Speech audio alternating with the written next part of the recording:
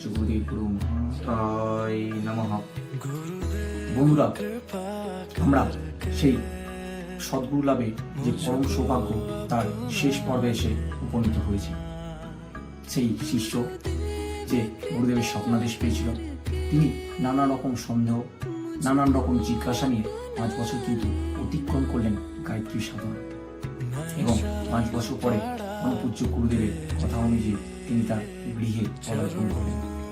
গৃহে পদার্পণ করার পরে গুরুদেব কিন্তু সোজা চলে গেলেন সেই রুমে, যে রুমে শিষ্য কিন্তু স্বপ্নাদেশ পেয়েছিল, এবং গুরুদেব ভিতর থেকে চিৎকার বন্ধ করে দিলেন। এদিকে শিষ্য কিন্তু মনের মধ্যে নানা রকম কৌতূহল, জিজ্ঞাসা এসব দিয়ে কিন্তু করতে করতে আধ ঘন্টা অতিক্রম হল। আধ ঘন্টা পরে গুরুদেব যখন বেরিয়ে এলেন, তখন শিষ্যকে বললেন, যাও দেখা করলেন।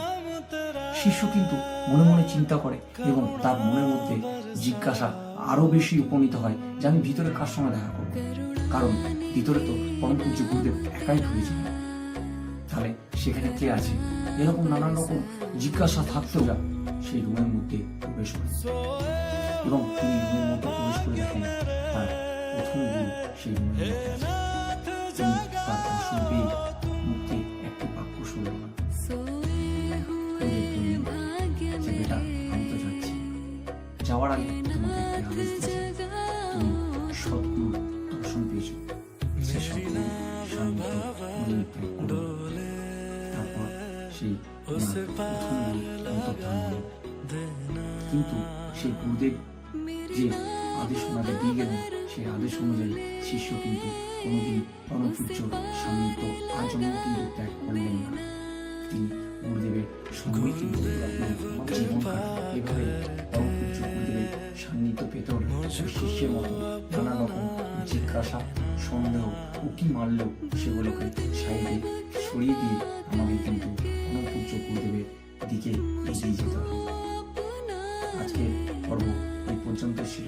ভিডিও যদি ভালো লাগে তো অতি অবশ্যই আমাদের দেব সংস্কৃতি চ্যানেলটি লাইক, শেয়ার ও কমেন্ট দিয়ে পরম পূজ্য জয় গুরুদেব লিখবেন, এবং যারা ভিডিওতে নতুন তারা সাবস্ক্রাইব করবেন এবং পাশে থাকা বেল আইকনটি ক্লিক করবেন, যাতে করে এই পরম পূজ্য গুরুদেব বেদমূর্তি তপনিষ্ঠ পণ্ডিত শ্রী রাম শর্মা আচার্যের আরো অনেক অলৌকিক যে ক্ষমতা ওনার মধ্যে আছে, যে ঘটনাগুলি আমি বলবো, সেগুলি জানতে হলে অবশ্যই ক্লিক করবেন। তাহলে অতি সত্ত্বর আপনার মোবাইলের মধ্যে নোটিফিকেশন চলে আসবে এবং আপনি জানতে পারবেন।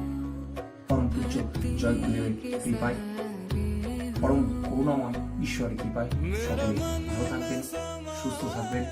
জয় গুরু।